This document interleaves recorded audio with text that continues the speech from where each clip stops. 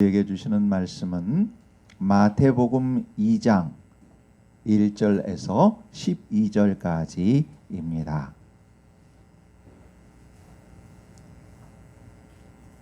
마태복음 2장 1절에서 12절입니다. 함께 읽겠습니다. 시작. 헤롯 왕 때에 예수께서 유대 베들레헴에서 나심에 동방으로부터 박사들이 예루살렘에 이르러 말하되 유대인의 왕으로 나신 이가 어디 계시냐? 우리가 동방에서 그의 별을 보고 그에게 경배하러 왔노라 하니 헤롯 왕과 온 예루살렘이 듣고 소동한지라. 왕이 모든 대제사장과 백성의 서기관들을 모아 그리스도가 어디서 나겠느냐 물으니 이르되 유대 베들레헴이오니 이는 선지자로 이렇게 기록된 바 또 유대 땅 베들레헴아 너는 유대 고을 중에서 가장 작지 아니하도다. 내게서 한 다스린 자가 나와서 내 백성 이스라엘의 목자가 되리라 하였음이니이다. 이에 헤롯이 가만히 박사들을 불러 별이 나타난 때를 자세히 묻고 베들레헴으로 보내며 이르되 가서 아기에 대하여 자세히 알아보고 찾거든 내게 고하여 나도 가서 그에게 경배하게 하라. 박사들이 왕의 말을 듣고 갈새 동방에서 보던 그 별이 문득 앞서 인도하여 가다가 아기 있는 곳 위에 머물러 서 있는지라. 그들이 별을 보고 매우 크게 기뻐하더라. 집에 들어가 아기와 그의 어머니 마리아가 함께 있는 것을 보고 엎드려 아기께 경배하고 보배 합을 열어 황금과 유향과 몰약을 예물로 드리니라.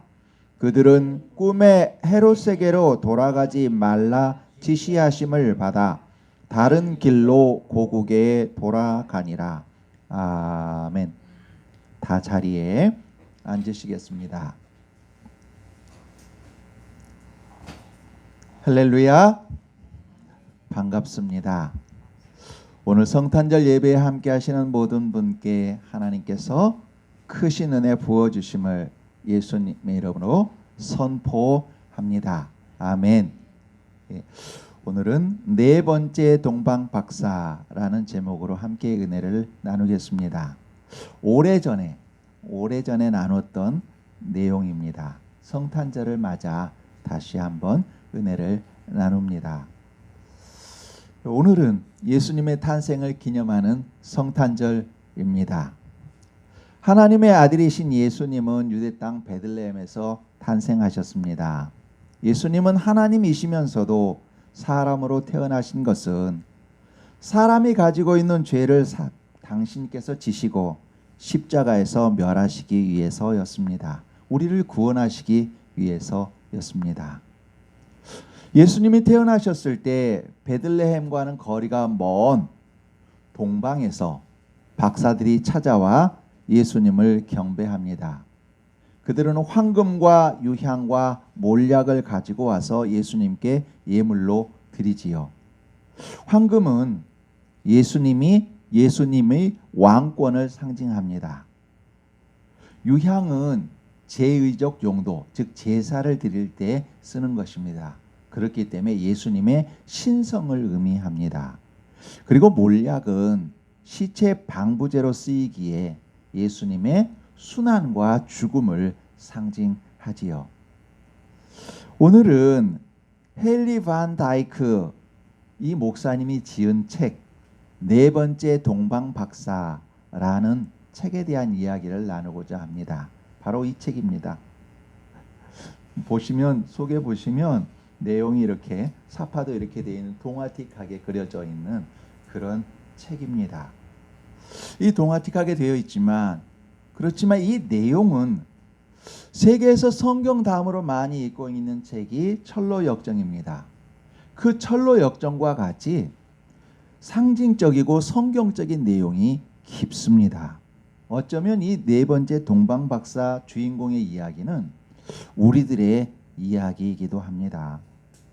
지금 성경에는 우리의 이름이 기록되어 있지 않지만 하나님의 생명책에 우리들의 이름이 기록되어서 이 이야기처럼 같이 회자될 우리들의 이야기이기도 합니다. 자, 이 네 번째 동방박사 이 책에 대한 내용을 소개해 드리겠습니다. 동방에 박사 네 사람이 살고 있었습니다. 그들은 유대인들이 아니었습니다. 히브리 민족들이 아니었던 것이지요. 히브리 종교를 믿고 있는 사람이 아니었습니다. 이방인들이었습니다. 그 사람들의 이름은 카스파, 멜키오, 발사살 그리고 알타반이었다고 합니다. 그들은 모두 재산이 많은 부자들이었고 학문이 많은 박사들이었고 메시아를 기다리던 믿음의 사람들이었습니다. 그들은 구약 성경을 연구하면서 메시아가 태어날 때를 살피고 있었지요. 그러다가 메시아가 태어날 때 새로운 하나의 별이 나타날 것이라는 것을 알게 되었습니다. 그래서 알타반과 다른 박사들은 바벨론에 새로운 별이 나타나는 것을 함께 살피기로 했습니다.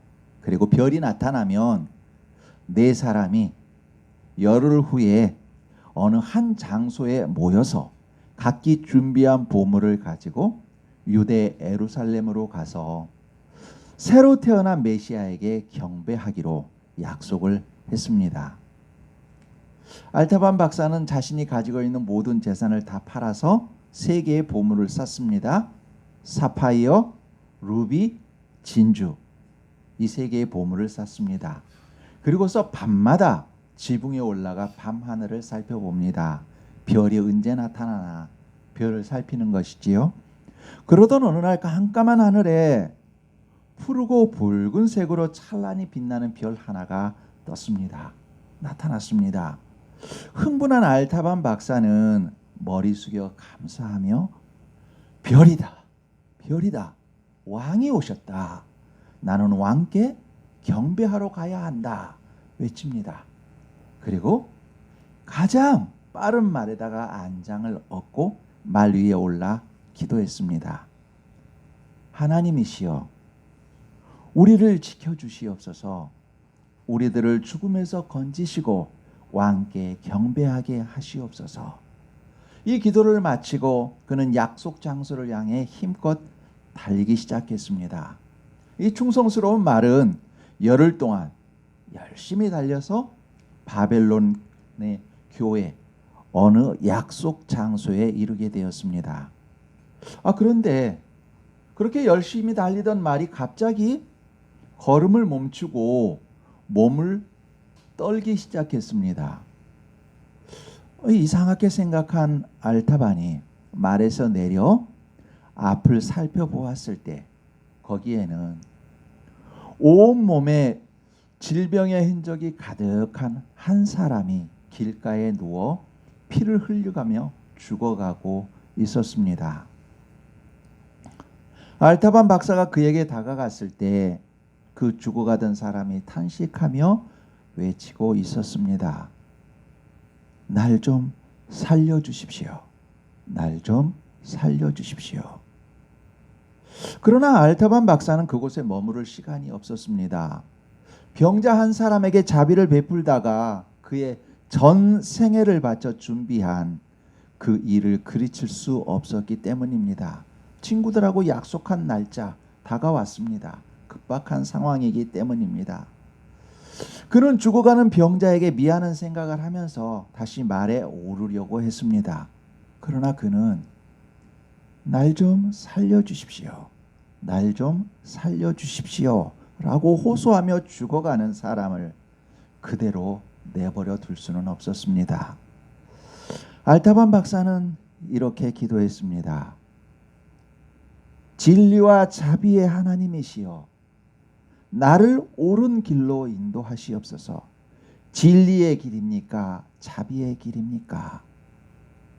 이렇게 기도하고 결국 알타반 박사는 죽어가는 사람에게로 가까이 갔습니다.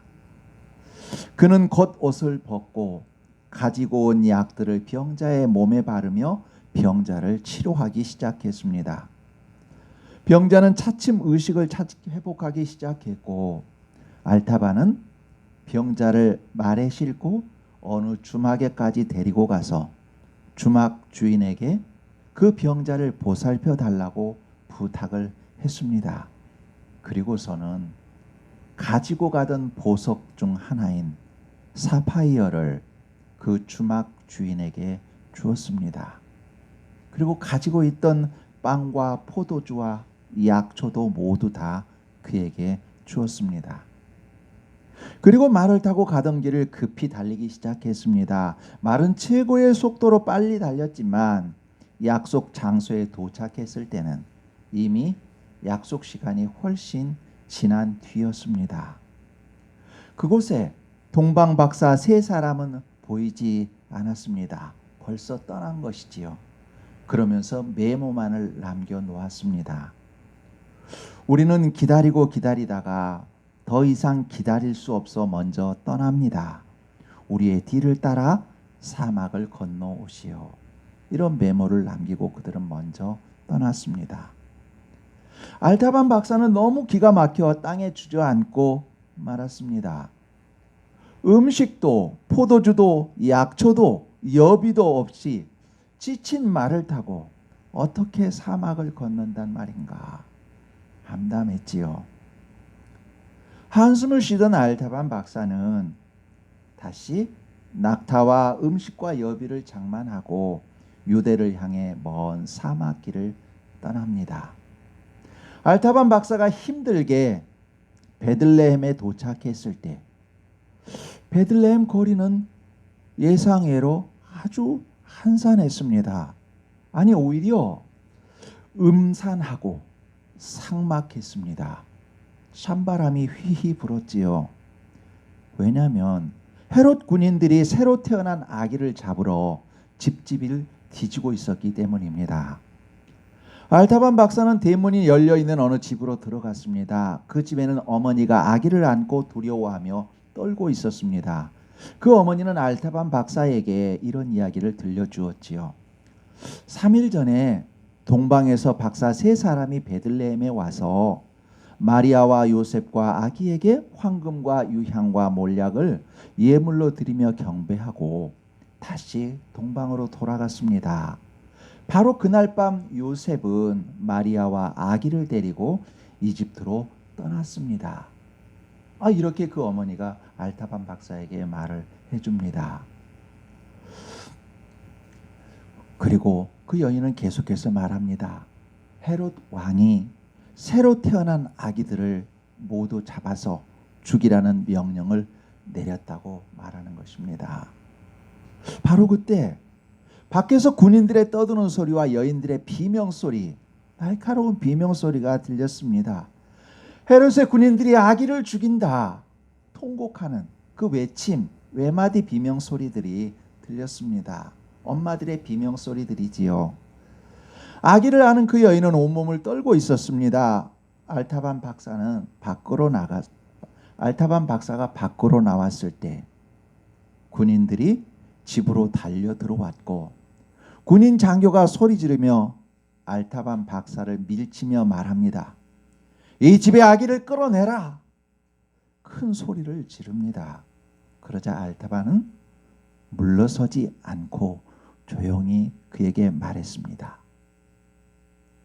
나는 당신에게 이 보석을 주려고 여기서 기다리고 있었어. 장교는 이 보석을 받고 다른 곳으로 가시오 하며 커다란 루비 보석을 내주었습니다. 군인 장교는 보석의 찬란함에 놀라며 보석을 받아들고 이렇게 말했습니다. 자, 가자. 이 집에는 아기가 없다. 그들이 나가고 나자 알타반 박사는 이렇게 기도했습니다. 오 하나님이여, 나의 죄를 용서하소서. 왕께 드릴 보석을 사람을 위해서 또 썼습니다. 내가 왕의 얼굴을 볼 자격이 있습니까? 이렇게 기도하고 있을 때 기뻐서 우는 여인의 소리가 들려왔습니다. 당신은 나의 아기를 구해 주셨습니다. 하나님께서 당신을 축복하시고 평안을 주시기를 기원합니다. 어린 아기의 얼굴에는 평안과 기쁨의 미소가 가득했습니다. 알타반 박사는 다시 왕을 만나기 위해 이집트로 먼 길을 떠났습니다. 이집트의 곳곳을 찾아 헤매었습니다. 피라미드 근처를 뒤졌고 알렉산드리아 도시와 거리들을 뒤졌고 히브리 랍비들을 만나서 그들의 조언을 듣기도 했습니다. 히브리 랍비들은 메시아는 부자들 가운데 있지 않고 가난한 사람들과 병자들 가운데 있을 것이라고 말해 주었습니다. 그래서 알타반 박사는 가난한 사람들을 찾았습니다. 그는 병자들이 사는 곳을 찾았고 재난 당한 사람들, 그 사람들이 있는 곳을 찾았고 노예 시장들도 찾았습니다. 그는 가난한 사람들을 만날 때마다 그들에게 사랑과 도움의 손길을 폈습니다. 알타반 박사는 경배의 대상은 찾지 못했지만 섬김의 대상들은 너무 많이 찾았습니다. 수십 년이 지나는 동안 알타반 박사는 배고픈 자들을 먹였고 벌거벗은 자들을 입혔고 병든 자들을 치료했고 갇힌 자들을 위로했습니다. 그렇게 알타반 박사가 왕을 찾기 위해서 집을 나선 지가 어느덧 33년이 지났습니다. 그의 머리는 어느덧 백발이 되었습니다. 그러나 그는 아직 포기하지 않고 어디엔가 살아있을 그의 왕 메시아를 찾아 온 세상을 헤매었습니다. 그러다 결국 알타반 박사는 다시 예루살렘으로 돌아왔습니다. 그가 예루살렘에 도착했을 때는 6월절이었고 수많은 사람이 어디론가 무리지어 걸어가고 있었습니다. 알타반 박사가 걸어가는 사람들에게 물었습니다. 어디로 가는 것입니까? 무슨 일입니까? 그러자 한 사람이 대답합니다. 우리는 지금 처형 장면을 구경하려고 성문 밖 골고다 언덕으로 갑니다. 오늘 강도 두 사람이 처형을 당하고 그 가운데 나사렛 예수라는 그 사람도 처형을 당하지요. 나사렛 예수는 하나님의 아들이라고 그리고 메시아라고 자처했지만 우리의 종교 지도자들은 그를 죽여야 한다고 주장했지요. 이 말을 들은 알타반의 가슴에 마음이 정말 불붙는 것 같았습니다.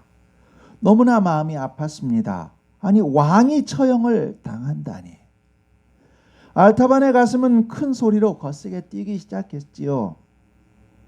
나는 이제라도 왕을 배워야 한다. 나는 이제 왕을 구해야 한다. 하나 남은 보석과 내 목숨을 바쳐서라도 나의 왕을 구해야 한다. 알타반은 군중들과 함께 골고다 언덕을 향해 사력을 향해 달려갔습니다. 그런데 바로 그때 군인들이 한 젊은 여자를 끌고 가는 것을 보았습니다. 알타반이 잠시 서서 그 여자를 바라보았을 때 그 여자는 군인들의 손을 뿌리치고 알타반 박사의 발 앞에 엎드리며 말합니다. 할아버지, 저 좀 살려주세요. 저희 아버지도 박사였는데 죽었어요. 아버지가 진 빚 때문에 저는 지금 노예로 팔려가요. 할아버지 박사님, 저 좀 살려주세요. 말합니다. 알타반 박사는 또 한 번 영혼의 깊은 고뇌를 경험하며 떨었습니다. 바벨론에서 경험했던 고뇌, 베들레헴에서 경험했던 고뇌를 다시 한번 경험하며 떨었습니다. 왕께 드리려고 준비했던 두 개의 보석인 사파이아와 루비는 왕 대신 사람들을 위해서 사용했는데 이번에도 또 그런 잘못을 범해야만 하는가? 그의 영혼은 깊은 고뇌에 빠졌지요. 그러나 그는 노예로 팔려가는 소녀를 내버려 둘 수는 없었습니다. 알타반 박사는 결국 가슴속에 깊이 간직해 두었던 진주 보석을 꺼내었습니다. 그리고 소녀의 손에 쥐어지면서 이렇게 말했습니다. 딸아, 이것이 내 몸값이다. 이것이 내 마지막 보석이다. 알타반 박사가 이렇게 말하고 있을 때 하늘이 어두워지고 땅이 흔들리고 집들이 흔들렸습니다. 군인들은 무서워서 도망을 쳤고 알타반은 무너진 성벽에 기대어 기진맥진해서 쓰러졌습니다. 이제 알타반의 인생 여정은 마지막 종점에 도달하고 있었습니다. 왕을 만나려면 그의 한평생의 왕을 만나려던 그의 한평생의 추구는 이제 실패로 돌아가는 듯 했습니다. 또 한 번 지진이 땅을 흔들어 댔습니다. 무너져 내린 돌들이 알타반 박사의 몸을 뒤덮었고 알타반은 피 흘리며 신음하듯 이렇게 중얼거렸습니다. 하나님, 용서하시옵소서. 저의 죄를 용서하시옵소서. 바로 그때 저녁 노을의 하늘부터 고요한 소리가 들려왔습니다. 알타바나, 알타바나. 알타바는 너무 놀랐습니다. 알타반의 옆에 기대어 있던 구출된 소녀는 알타반이 중얼거리는 소리를 들을 수 있었습니다. 누군가 대화하면서 중얼거리는 그 소리를 그 소녀는 옆에서 들을 수 있었습니다. 알타반은 이렇게 말합니다. 아닙니다, 주님. 제가 언제 주님이 배고프셨을 때 음식을 대접한 일이 있었습니까? 언제 주님이 헐벗었을 때에 옷을 입혀 드린 일이 있었습니까? 언제 주님이 병들었을 때 제가 치료해 드린 일이 있었습니까? 주님, 제가 아니었습니다. 언제 주님이 옥에 갇혔을 때에 제가 가서 도와드린 일이 있었습니까? 언제 주님이 팔려갈 때 제가 구해드린 일이 있었습니까? 주님, 제가 아니었습니다. 33년 동안 저는 저의 왕 되시는 주님을 찾았지만 저는 당신의 얼굴을 배운 적도 없었고 당신을 섬긴 일도 없었습니다. 하늘로부터 다시 소리가 들려왔고 그 소리는 알타만 박사 그 자신만 들을 수 있었습니다.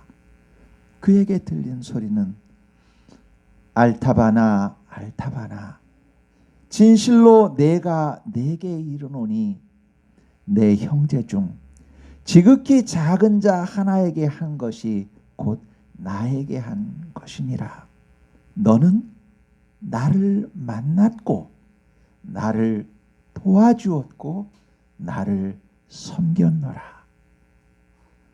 알타반의 얼굴에는 놀라움과 기쁨의 빛이 가득했습니다.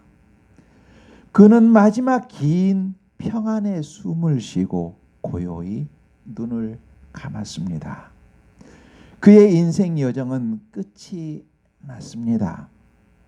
왕을 위해서 준비된 그의 보물들은 왕 그분에 의해서 기쁘게 봉헌되었습니다. 결국 네 번째 동방 박사는 왕을 만났습니다. 가장 아름다운 방식으로, 가장 감격적인 방식으로 왕을 만났습니다. 이 세상에서도 그리고 영원에서도 그의 왕을 가장 아름답고 영광스러운 방식으로 만났습니다. 동방의 네 박사들은 인생의 목적을 왕을 만나 왕께 경배하는 데 두었습니다. 왕께 가장 귀한 보물을 드리는 데 두었습니다. 알타반 박사는 가난하고 병들고 갇힌 자들에게 사랑을 손길을 펴는데 인생을 모두 바쳤고 십자가의 주님을 만나는데 그의 마지막 생명을 바쳤습니다. 하나님을 사랑하시고 하나님을 사랑하시는 여러분, 주님을 만나보고 싶고 경배하고 싶은 저와 여러분, 오늘 성탄절을 맞는 우리는 주님께 무엇을 드릴 수 있을까요? 무엇을 드려야 할까요? 마태복음 25장 31절에서 46절, 신약성경 44페이지에 있습니다. 마태복음 25장 31절과 1절에서 46절입니다.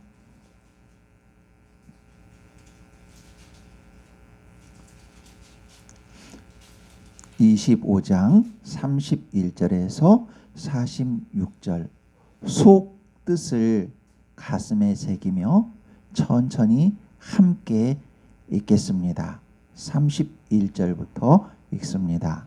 시작.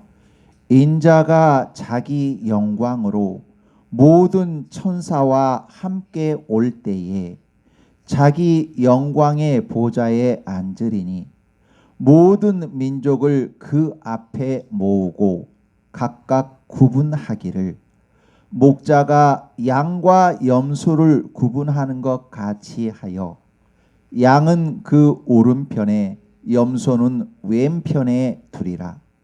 그 때에 임금이 그 오른편에 있는 자들에게 이르시되 내 아버지께 복 받을 자들이여 나와 창세로부터 너희를 위하여 예비된 나라를 상속받으라. 내가 줄일 때에 너희가 먹을 것을 주었고 목마를 때에 마시게 하였고 나그네 되었을 때에 영접하였고 헐 벗었을 때에 옷을 입혔고 병 들었을 때에 돌보았고 옥에 갇혔을 때에 와서 보았느니라. 이에 의인들이 대답하여 이르되 주여 우리가 어느 때에 주께서 줄이신 것을 보고 음식을 대접하였으며 목마르신 것을 보고 마시게 하였나이까? 어느 때에 나그네 되신 것을 보고 영접하였으며 헐 벗으신 것을 보고 옷 입혔나이까? 어느 때에 병드신 것이나 옥에 갇히신 것을 보고 가서 배웠나이까 하리니 임금이 대답하여 이르시되 내가 진실로 너희에게 이르노니 너희가 여기 내 형제 중에 지극히 작은 자 하나에게 한 것이 곧 내게 한 것이니라 하시고 또 왼편에 있는 자들에게 이르시되 저주를 받은 자들아 나를 떠나 마귀와 그 사자들을 위하여 예비된 영원한 불에 들어가라. 내가 줄일 때에 너희가 먹을 것을 주지 아니하였고 목마를 때에 마시게 하지 아니하였고 나그네 되었을 때에 영접하지 아니하였고 헐 벗었을 때에 옷 입히지 아니하였고 병 들었을 때와 옥에 갇혔을 때에 돌보지 아니하였느니라 하시니 그들도 대답하여 이르되 주여 우리가 어느 때에 주께서 줄이신 것이나 목마르신 것이나 나그네 되신 것이나 헐 벗으신 것이나 병 드신 것이나 옥에 갇히신 것을 보고 공양하지 아니하더이까. 이에 임금이 대답하여 이르시되 내가 진실로 너희에게 이르노니 이 지극히 작은 자 하나에게 하지 아니한 것이 곧 내게 하지 아니한 것이니라 하시리니 그들은 영벌에 의인들은 영생에 들어가리라 하시니라. 아멘. 여러분, 이 지극히 작은 자 하나는 우리의 일상에서 만나는 소외된 사람입니다. 연약한 사람입니다. 가깝게는 아내요, 남편이요, 부모요, 자녀요, 형제입니다. 성도요, 직장 동료들입니다. 또한 지구는 한 가족이기에 기아 속에 굶주리고 있는 세계 곳곳의 사람들입니다. 여러분, 혹시 자신의 아내가, 남편이 자신으로부터 소외되어 있지는 않을까요? 자신의 부모가 세대가 달라 자기와 이해하는 방식이 다른 그 부모가, 혹은 새로운 세대에 대한 우리의 자녀가 자신으로부터 소외되어 있지는 않을까요? 또 하나님이 맡기신 지구 공동체 가족, 우리가 돌보아야 할 사람이 소외되어 있지는 않을까요? 하나님이 사랑하시고 하나님을 사랑하시는 아름다운 여러분, 봄날 따뜻한 아침 햇살처럼 포근히 빛나는 우리 성도 여러분, 날마다 사랑으로 일구어가는 우리의 일상이 주님께 드리는 거룩한 예물과 예배가 되게 하십시다. 자신보다 연약한 소외된 사람, 그 사람에게서 주님을 보는 우리가 되십시다. 자신에게 유익이 있어서가 아니라 주님이 기뻐하시기에 그에게 다가가 그의 눈높이에 맞추어 힘을 줄 수 있는 우리가 되십시다. 가정에서 서로가 서로에게 소외되지 않도록 서로의 입장에서 상대를 배려하며 보살피는 우리가 되십시다. 성도와 성도 간에 지금처럼 서로를 위하여 배려하며 중보 기도하는, 돕는 우리가 되십시다. 우리의 의가 아니라, 자기 자신을 드러내기 위해서가 아니라 주님이 기뻐하시기에 사랑하는 우리가 되십시다.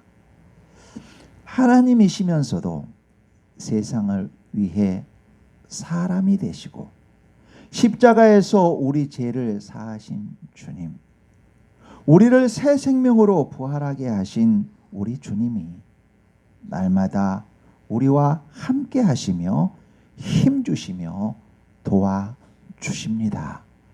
기도하겠습니다. 하나님 아버지, 오늘은 예수님 탄생을 기념하는 성탄절입니다. 오늘 네 번째 동방박사 이야기를 나누며 주님을 만나는 진정한 예물이 무엇인지, 예배가 무엇인지 가르쳐 주셔서 고맙습니다. 자신의 주변에서 역경에 처하거나 소외된 사람을 위해 자신이 가진 것을 나누는 것이 주님을 섬기는 것임을 되새기게 해주셔서 고맙습니다. 지극히 작은 자 하나에게 사랑으로 섬기는 것이 주님을 섬기는 것임을 되새기게 해주셔서 고맙습니다. 저희 주변에 있는 사람에게서 주님의 모습을 보는 마음을 크게 하시고 가족 간에도 주님의 모습을 보며 서로 상대의 마음이 되어 보살피게 하옵소서. 저희 모두 하나님이시지만 세상을 사랑하셔서 사람의 모습으로 오신 주님의 겸손과 온유를 품고 십자가에서 죽기까지 사랑하신 사랑을 생각하며 한 호흡씩 더 깊이 배려하며 사랑하게 하옵소서.